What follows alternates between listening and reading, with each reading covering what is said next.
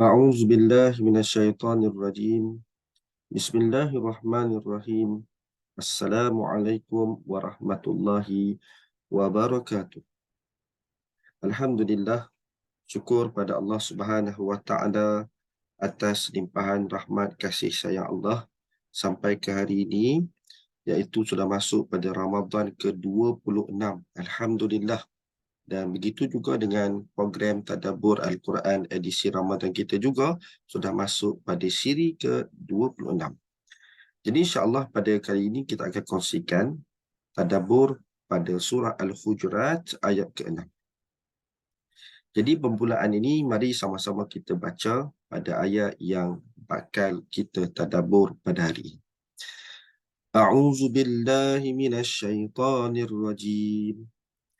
يا أيها الذين آمنوا إن جاءكم فاسق بنبأ فتبينوا أن تصيبوا قوما بجهالة فتصبحوا على ما فعلتم نادمين.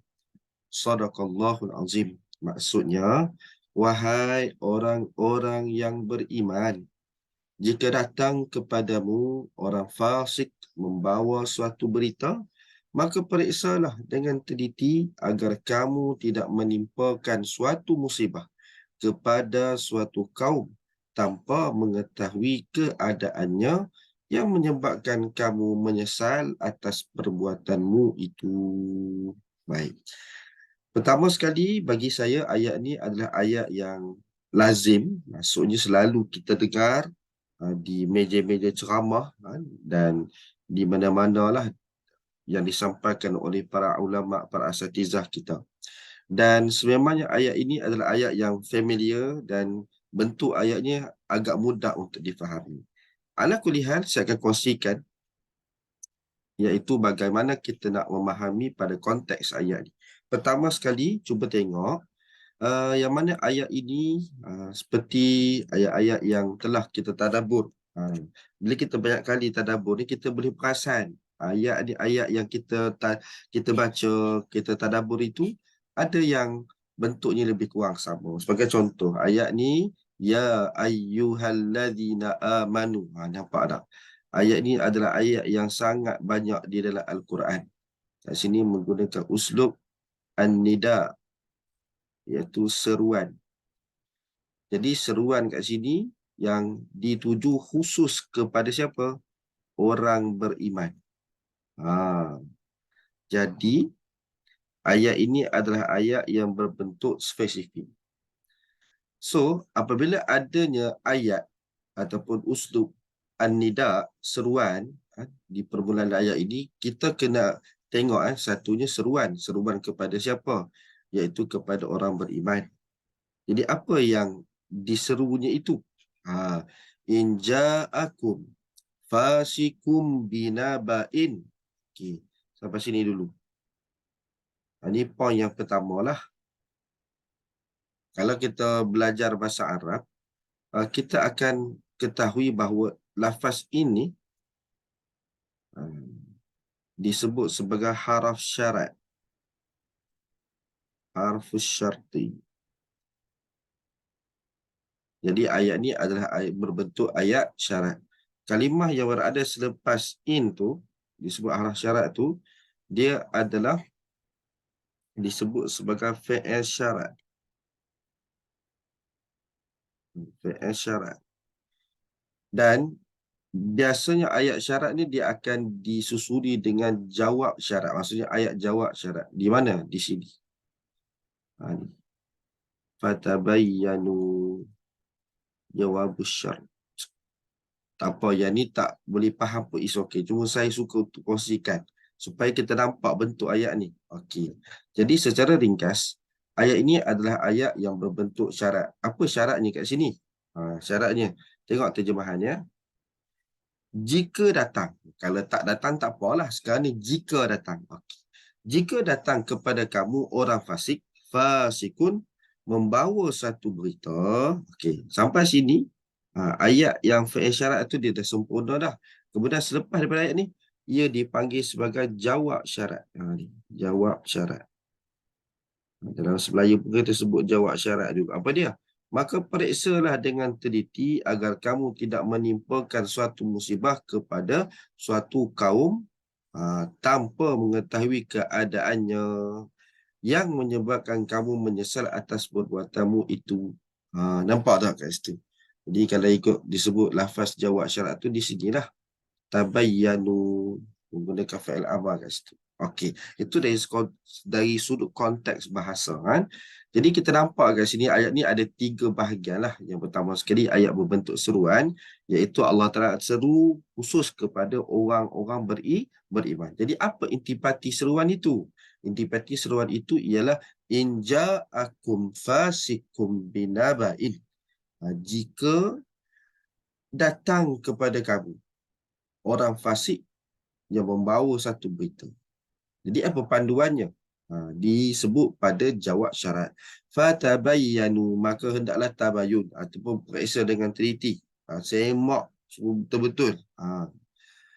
Antusibu qauman bijahalatin. Kenapa perlunya diselidik dengan teliti? Supaya agar kamu tidak menimpakan suatu musibah kepada kaum tanpa mengetahui keadaannya. Tu. Kemudian kat sini kalau ikutkan diterjemah lalu. Tak ada lalu tu. Keadaannya lalu menyebabkan menyebabkan kamu ala ma fa'altum nadimin. Nadimin ni maksudnya orang menyesal. Jadi terjemahan dia menyebabkan kamu menyesal ala ma fa'altum, atas apa yang kamu buat. Okey, jadi ayat ni kita dah nampak dengan jelas ya bentuk dia tu. Itu sangat penting. Jadi sama-sama kita rujuk kepada tafsiran ayat, apa yang dimaksudkan pada kalimah-kalimah tertentu pada ayat ini. Pertama sekali kita bincang tentang fasik. Apa yang dimaksudkan dengan fasik? Maka Imam Al-Qutubi jelaskan maksud fasik ialah orang yang tidak mentaati Allah dan Rasulnya serta melakukan dosa besar. Itu namanya fasik. Malah disebut dalam pendapatan yang lain menyebutkan bahawa bila sebut fasik ni dia terbahagi kepada dua. Kenapa? Ada yang ekstrim, ada yang tak ekstrim. Ada yang besar, ada yang kecil. Ada yang kufur dan ada yang tak termasuk keluar daripada agama. Jadi bila sebut fasik secara umum ialah orang yang tidak mentaati Allah dan Rasulnya serta melakukan dosa besar. Kemudian disebut pada sambungan ayat itu fatabayyanu. Maka kat sini ada perintah supaya apa? Selidik dahulu kebenaran sebelum menerima berita itu. Antusibu qauman bijahalatin, supaya orang yang tidak beri masalah kepada orang lain. Maksudnya dengan apa yang disampaikan itu khabar angin tadi ni tidak beri masalah kepada orang lain. Fatusbihu ala ma fa'altum nadimin, disebabkan tidak selidik terlebih dahulu. Jadi pada ayat ni kalau ikutkan maksud dia ialah fatusbihu ala ma fa'altum nadimin ialah yang menyebabkan kamu menyesal di atas apa yang kamu lakukan. Jadi kenapa dia menyesal? Sebab apa? Disebabkan tidak selidik terlebih dahulu. Okey, jelas kat situ ya. Ayat ini sangat simple dan saya cuba untuk mudahkan untuk kita sama-sama amalkan. Jadi ayat ni sebenarnya dia ada berkait dengan satu peristiwa yang berlaku atau kita sebut asbabun nuzul lah. Ayat ni turun sebab apa? Okey, ini disebutkan. Ia mengenai Al-Walid bin Uqbah radhiyallahu anhu yang diutus oleh Nabi SAW untuk mengambil zakat dari Al-Haris bin Bani Mustalib. Okey. Jadi Al-Haris dekat sini siapa dia? Okey. Jadi kita ambil sikitlah pengetahuan ya kat sini. Yang dimaksudkan dengan Haris kat sini, nama dia adalah Al-Haris. Itu dia Rumi lah Al-Haris Ibnu Abu Dirar. Ibnu Abu Dirar. Masya Allah. Al-Haris ibnu Abu Dirar Al-Khuza'i. Al-Khuza'i. Al-Khuza'i. Okey, tu dia ni. Dia ni yang diutus oleh Nabi SAW untuk ambil zakat daripada Al-Haris, iaitu Al-Haris ibnu Abu Dirar Al-Khuza'i. Okey, siapa dia? Watak pertama kat sini ialah Al-Walid bin Uqbah. Ni sahabat Nabi ni. Kemudian ambil zakat daripada Al-Haris. Okey, ceritanya macam ni. Nabi SAW menyuruh kepada Al-Haris ni untuk memeluk agama Islam. Ni cerita sebelum berlaku kejadian ya. Sebab kita nak faham konteks ni, cerita dia ni. Al-Haris ni, Nabi telah menyeru pada dia supaya dia memeluk Islam. Lalu, dia terus memeluk agama Islam. Kemudian, Nabi suruh dia untuk keluarkan zakat. Lalu, dia menerima seruan itu dan melaksanakan apa yang diserukan, iaitu dengan mengeluarkan zakat. Itu dia punya point cerita dia. Jadi apakah tindakan Al-Haris ibnu Abu Dirar Al-Khuza'i bila Nabi beritahu macam tu? Jadi Al-Haris ni pun dia pergi ke kampung dia dan dia mengajak orang kampung dia untuk masuk Islam. Satu. Nampak tak? Yang pertama sekali, Al-Haris ni dia ajak orang kampung dia semua masuk Islam. Dan yang kedua, pada masa yang sama, semua orang kampung yang masuk Islam tadi ni perlu keluar zakat. Tu cerita dia. Jadi disebabkan itu, bila dah dikumpulkan, dah banyak ni, jadi dia beritahulah kepada Nabi. Jadi Al-Haris ibnu Abu Dirar ni, dia minta Nabi agar hantarkan utusan pada waktu yang telah ditetapkan oleh mereka untuk membawa zakat yang telah dihimpunkan ini kepada Nabi Muhammad SAW. Okey. Jadi saya kongsikan ia sebagai babak yang pertama lah. Ada berapa babak? Dia sikit je, tak banyak pun. Cuma nak bagi gempak je kan. Okey. Kemudian pada babak yang berikutnya, babak kedua. Dia panjang ya, dia punya riwayat tentang kisah ni. Yang ni saya sebut secara ringkas saja. Okey, habis kat sini tadi kan.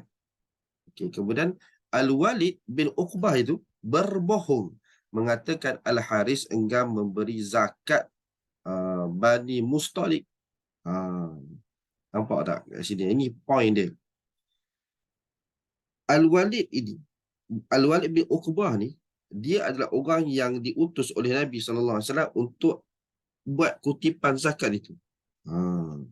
Tapi pada tengah-tengah perjalanan dia merasa takut. Dia merasa takut. Takut kepada siapa? Takut kepada Al-Haris itu.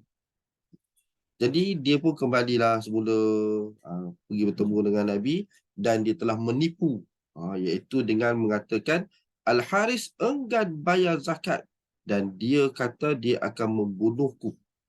Nampak tak kat situ?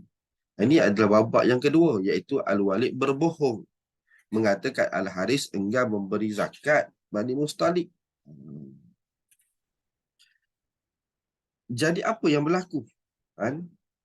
Jadi disebabkan itu, bila Nabi dapat tahu peristiwa itu, ini adalah peristiwa yang direka oleh Al-Walid bin Uqbah ya. Jadi maksud kat sini apa dia? Nabi sebenarnya tak tahu pun tentang benda-benda gaib, melainkan ia disebut, melainkan ia disebut ataupun diberitahu kepada Nabi SAW daripada wahyu Allah. Okey, jadi maksudnya dalam cerita ni Nabi tak tahu. Jadi sebab itu apa yang Nabi buat? Okey, ini panduan dia. Jadi Nabi SAW telah pertama sekali Nabi marah dengan tindakan itu. Sebab apa? Sebab Al-Haris enggan untuk bayar zakat. Tapi pada masa yang sama Nabi utus utusan, iaitu Nabi SAW telah mengutus Khalid Al-Walid untuk mengesahkan betul ke tak betul apa yang disampaikan oleh Al-Walid bin Uqbah ini. Okey. Jadi habis pada babak yang kedua, masuk pada babak ketiga. Minta maaf lah saya tak boleh nak tulis kesemuanya itu sebab dia agak panjang, jadi saya cerita saja sedang. Kalau nak dapatkan di teks asal dia, boleh rujuk dalam kitab tafsir Al-Qurtubi pada tafsir surah Al-Hujurat. Boleh rujuk kat situ. Jadi, pada babak yang ketiga ini, iaitu setelah Nabi utus Khalid Al-Walid bersama kumpulan dia, dalam perjalanan, mereka telah berselisih dengan Al-Haris dan pengikut-pengikut dia. Dan pada waktu itu, Khalid Al-Walid bertanya kepada Al-Haris, Nabi telah mengutus Al-Walid bin Uqbah kepada kamu. Lalu dia beritahu, yang engkau menolak untuk bayar zakat dan ingin membunuh dia. Maka jawab Al-Haris, tidak.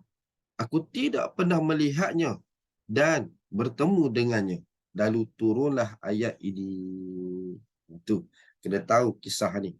Jadi ini adalah kisah yang berkait dengan umat Islam. Sebab tu bila sebut fasik ni, dia ada dua. Sama ada fasik yang kufur ataupun tidak kufur.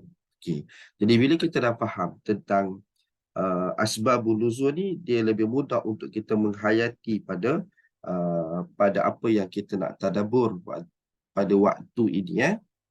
Jadi muslimin muslimat yang dirahmati Allah, lagi dikasihi Nabi SAW, maka kalaulah kita melihat kepada konteks ayat tadi yang kita baru saja fahaminya, kat sini Allah Ta'ala berikan peringatan, ya ayyuhallazina amanu. Kenapa tak sebut ya ayyuhan nas?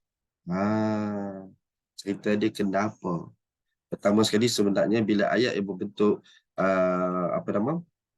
seruan ini, dia ada sesuatu yang memaksa kita supaya kita fokus terhadap apa yang disampaikan itu. Sebab dia seru secara spesifik ni.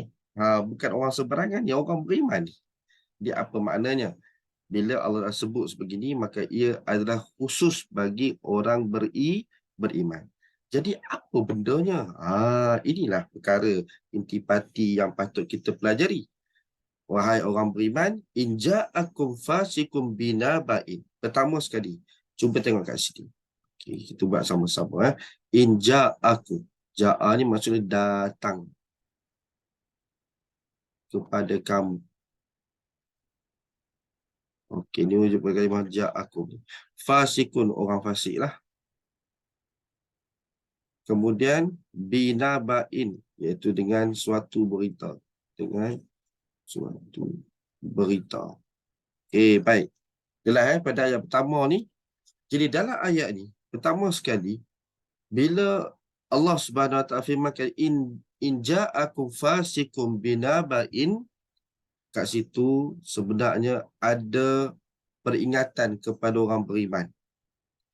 Tolong berhati-hati dengan kedatangan orang fasik. Dengan kedatangan orang fasik. Jadi mungkin ada orang tanya, Ustaz, macam mana kita tahu dia fasik tak fasik? Okey. Bila sebut fasik tak fasik ni, bahasa mudahnya orang sebut, bila sebut tentang fasik dengan tak fasik, fasik ni dia boleh dikenali melalui ciri-ciri yang selalu dia buat, dan ada masa ni tak dikenali pun.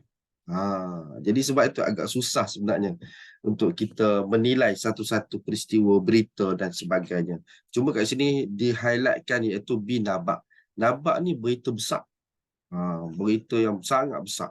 Jadi kita akan tengoklah, kalau kita tengok pada ayat ini, cerita apa yang disampaikan oleh Al-Walid bin Uqbah tu satu benda yang besar tau.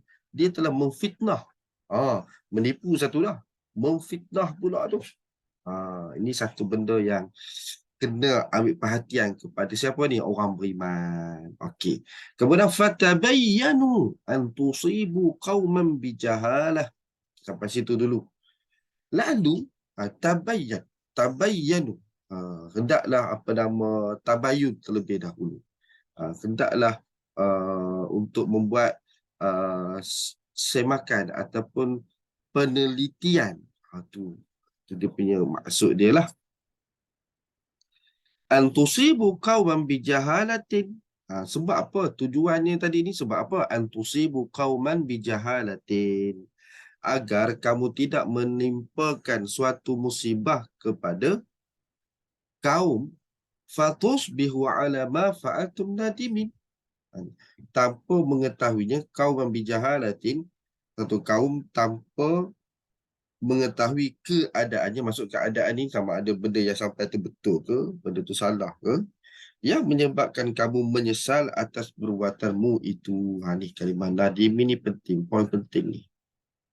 Okey, pertama tadi ni, di sini, peringatan khusus kepada orang beriman. Jadi kalau hari ni kita tahu seseorang itu fasik, macam mana kita nak faham orang fasik? Okey, mungkin orang kafir tak jadi isu. Kan? Sekarang ni isunya adalah orang miskin. Kan? Yang mana bila sebut, minta maaf, bila sebut tentang fasik, minta maaf tadi tersilap sebut.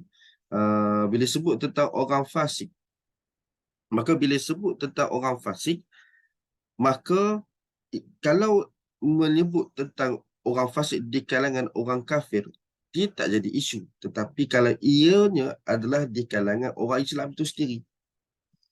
Jadi saya selalu duk teringat tentang apa yang disampaikan oleh guru-guru saya sebelum ini kan. Kalau nak tahu orang fasik itu apa, senang je. Orang yang konsisten melakukan maksiat, itu adalah orang fasik. Ataupun orang tu sedang buat maksiat dan dia tak rasa pun bersalah dengan apa yang dilakukan. Itu orang fasik. Itu bahasa mudah nak kita nak faham lah apa yang dimaksudkan dengan fasik itu. Okey, bila kita dah tahu tentang hal itu, maka kita kena berhati-hati. Sebab apa? Sebab dia bawa binabain, bawa satu berita besar. Naba ni dia beza dengan khabar. Khabar tu berita. Naba pun berita juga, tapi berita tu berita penting, berita besar dan sebagainya. Dan apa yang boleh kita dapat daripada ayat ni secara ringkas? Okey. Ringkasnya kalau kita merenungi, menghayati pada ayat ni, di antara yang boleh saya kongsikan, yang pertama ialah tentang orang beriman, sifatnya bercakap benar. Kan tadi kita ambil pelajaran lah daripada apa yang dibuat oleh apa nama Al-Walid bin Uqbah tadi ni. Sebenarnya dia bukanlah berniat untuk menipu, tetapi barangkali dia ada rasa takut kepada Al-Haris. Dia ada rasa takut pada Al-Haris, sebab tu dia buat macam tu. Sebenarnya benda ni biasa berlaku di kalangan kita. Kadang-kadang kita ni tak buat jahat pun. Tetapi mungkin pada keadaan tertentu tu kita berada pada tempat yang salah pada masa yang salah sehingga orang menampakkan kita buat salah. Tu cerita dia. Macam kes apa nama Al-Walid bin Uqbah ni lah. Dia bukannya orang yang kafir ke, orang ni sahabat Nabi ni. Jadi kat situ ada tuntutan kepada orang beriman agar menyucikan hati dari sifat-sifat mazmumah yang boleh mempengaruhi cara fikir. Tu. Siapa yang hatinya banyak penyakit mazmumah ni, sebenarnya dia beri kesan pada cara dia berfikir. Sepatutnya kalau kita fikir ni, kita fikir positif. Dia hanya fikir negatif saja. Jadi itu dia antara simptom-simptom dia lah. Jadi kena kena bersihkan hati, kena isikan dengan sifat-sifat mahmudah. Okey, boleh mempengaruhi lagi tingkah laku dan percakapan. Jadi sebab itu orang beriman dia kena bercakap benar. Satu, dua. Bersahabat dengan orang fasik mendatangkan musibah. Kenapa? Sebab apa yang Allah Ta'ala simpulkan di dalam apa nama ayat ni ialah menyebabkan penyesalan. Menyebabkan penyesalan. Apa sebab? Sebab mereka tidak selidik terlebih dahulu. Itu je. Jadi pilih kawan dan persekitaran yang dapat membangunkan iman dan akhlak supaya diri kita dan ahli keluarga sentiasa terdidik dengan nilai-nilai mahmudah. Mahmudah ni terpujilah maksudnya. Dan yang terakhir, yang ketiganya, jangan cepat percaya sesuatu berita sebelum memastikan kebenarannya. Kenapa saya kata macam ni? Ia tanggungjawab semua orang beriman. Sangat bertepatan dengan zaman teknologi merentasi sempadan yang hanya di hujung jari ini. Sebelum kongsikan sesuatu, dapatkan nasihat daripada mereka yang pakar sebelum dikongsikan kepada orang ramai. Tu. Kan hari ni kita suka share kan dekat grup WhatsApp, dekat Facebook dan sebagainya. Jadi sebelum kita nak sebarkan, tolong tengok terlebih dahulu. Kemudian cuba untuk dapatkan terjemahan betul ke tak betul dan sebagainya. Jadi ini satu perkara yang sangat penting bagi saya sebenarnya. apa yang boleh kita simpulkan ialah ada di penutup pada surah Al-Hujurat ayat 6 ni sebenarnya. Iaitu ala ma fa'altum nadimin. Nadimin ni maksudnya uh, orang yang menyesal lah, maksudnya nadimin tu. Jadi inilah dia kesan apabila seseorang itu terpedaya dengan berita yang disampaikan oleh orang fasik. Macam tu. Jadi disebabkan itu dia menyebabkan penyesalan, menyebabkan kemudaratan bagi diri dia pula. Ini ia ada salah satu perkara yang kita kena alert lah. Sebab dengan main-main je, dengan apa yang disebutkan ni mungkin kita nampak macam kecil saja kan, tetapi ia memberi kesan yang mendalam bagi setiap umat Islam. Jadi muslimin muslimat yang dirahmati Allah lagi dikasihi Nabi SAW, di antara hikmah ayat yang boleh kita ambilkan sebagai pengajaran ialah mendidik orang beriman agar berhati-hati apabila menerima sesuatu berita. Kena didik benda ni. Kan ruang kosong yang ada di sepanjang bulan Ramadan ini kita boleh jadikan sebagai madrasah Ramadan di tempat-tempat kerja sebagai contoh-contoh lah. Okey. Kemudian hikmah ayat ni lagi ialah sekaligus terdapatnya kempen selidik sebelum sebar. Dia kena selalukan benda ni supaya jadikan tabiat ni. Kemudian ia juga memupuk sifat adil dan dalam menghukum. Ya, sudah pasti. Pasti ada orang yang suka menghukum kan. Jadi kita ni kalau boleh elakkan daripada menghukum. Sebab yang layak menghukum itu adalah Allah Azza wa Jalla. Kemudian lagi hikmah lainnya ialah orang beriman perlu bersabar dalam bertindak. Ini satu perkara yang sangat menarik lah. Kadang-kadang kita terlepas pandang kat situ. Kemudian yang terakhir ialah jangan ikut emosi tetapi hendaklah tengok kepada fakta. Kadang-kadang kita ni buat tindakan melibatkan emosi. Jadi sebab itu penting untuk kita melihat kepada fakta. Wallahu a'lam bishawab. Mudah-mudahan dengan apa yang dikongsikan pada hari ini memberi kebaikan kepada diri saya dan juga kepada kita semua. Seperti biasa, tolong isi pada diari tadabbur yang telah saya sediakan ini. Ada tak kosakata tambahan? Kemudian apakah tindakan di sebalik daripada pemahaman ayat ke-6 surah Al-Hujurat? Dan terakhir, sedikit panduan tadabbur. Kenal pasti ayat yang mempunyai asbabun nuzul untuk mendapat kefahaman yang menyeluruh mengenai ayat. Wallahu a'lam bishawab. Jadi kita tangguh dengan baca kafaratul majlis dan surah Subhanakallah bihamdika asyhadu an la ilaha illa anta wa astaghfiruka wa atubu ilaik. Bismillahirrahmanirrahim. Wal 'asri innal insana lafi khusr illa alladziina aamanu wa 'amilus shalihat wa tawassaw bil haqqi wa tawassaw bis sabr. Wabillahi taufiq wal hidayah. Wassalamualaikum warahmatullahi wabarakatuh.